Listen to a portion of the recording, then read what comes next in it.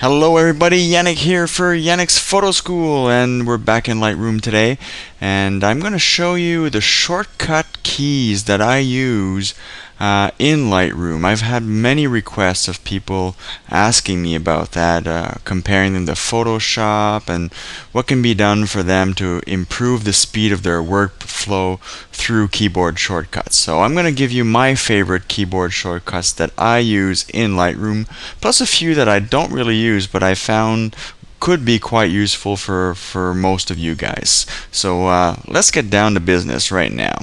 Alright, we're going to start with the library module. Now some of these functions can be done in all modules, but some of them are only in library. So I'll go through them here. Those are basically the ones that I would use in library mode. Alright, the first thing is the tab key.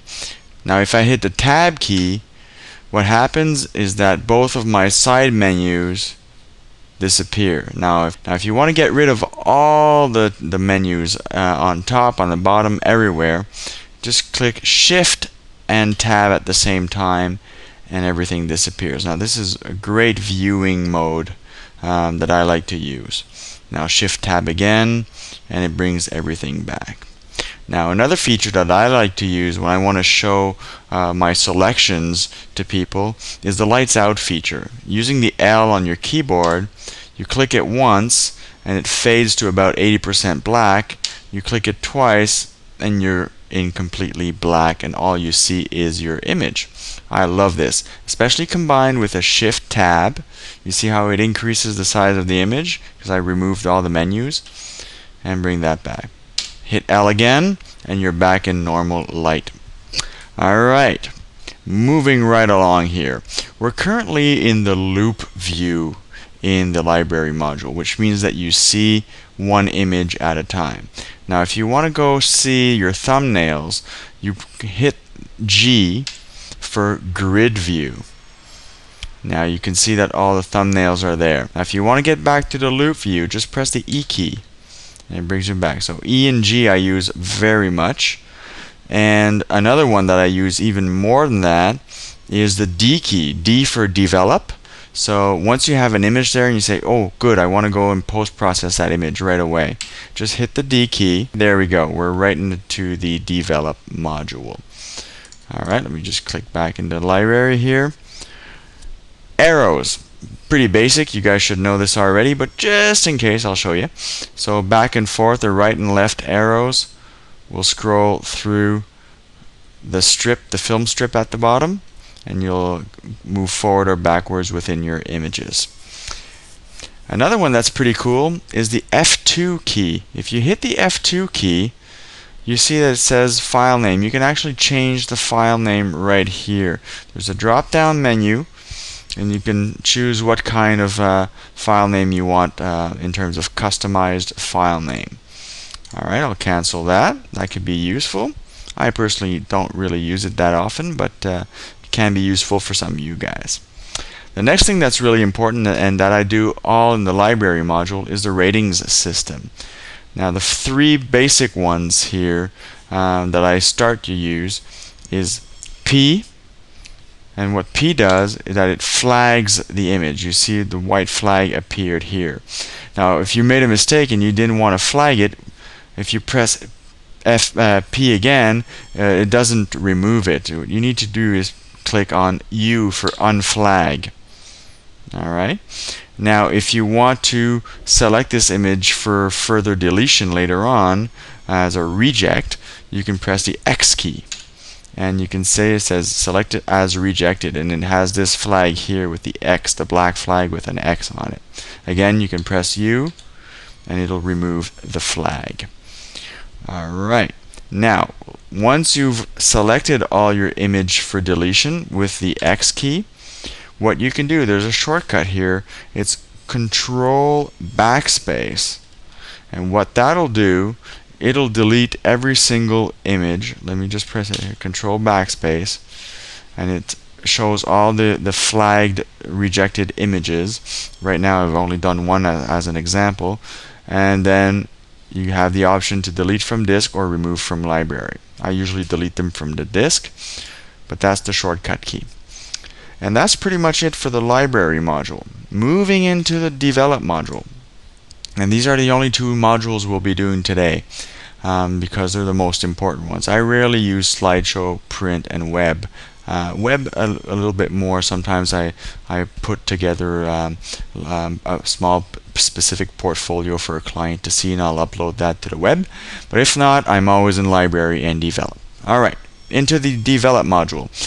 A few little keys that I really like to see. Let's say I want to have a quick glimpse and see if this image would look good in black and white. I just press the V key and it converts my image into grayscale. That's not bad, is it? I like that. Alright, you press V again and it brings it back.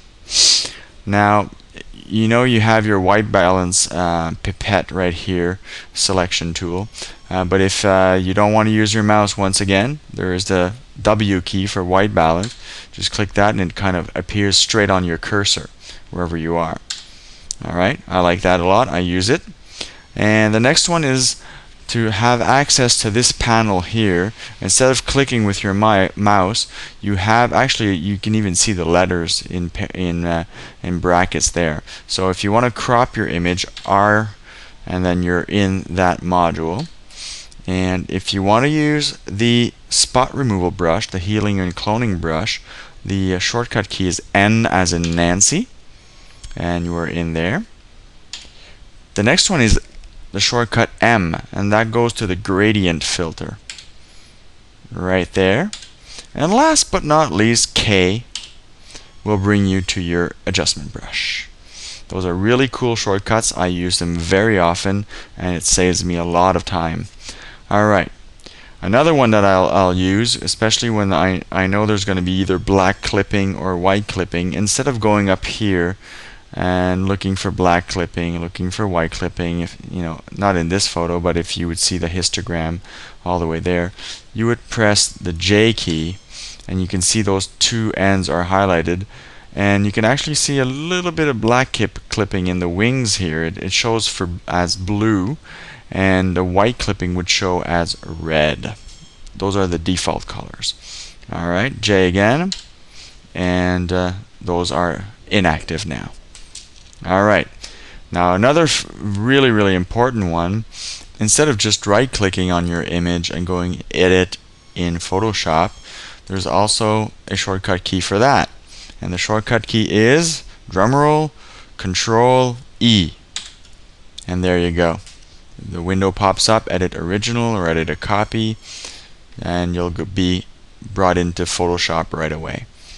Now if you do want to print your images and you don't want to go with your mouse and click the print module, you can go straight to the print module by hitting Control P, and that'll bring you to the print module. There you go. It's that simple. And last but not least, I kept my favorite one for last. I actually learned about this. I've been using this in Photoshop a lot. I never thought about it for Lightroom. When I'm using especially the adjustment brush or the cloning brush, let's say I'm zoomed in and I want to do some work here, and then I want to move in my image, all I need to do is press and hold the space bar, and the toggle hand appears, and I can move through my image, and I let go of the space bar and I'm back with my brush. So toggle, just hold the space bar down, let go, and your brush is back. And those are the shortcuts for the library and develop modules that I use most often. They're my favorites. I hope you discovered a few new ones. Also, if you do have some favorites that I haven't mentioned here, please post them in the comments section. We're all here to learn, and we're all eager to know why you would use a certain quick keyboard shortcut. This is Yannick Chauvin signing out for Yannick's Photo School. Talk to you later. Bye-bye.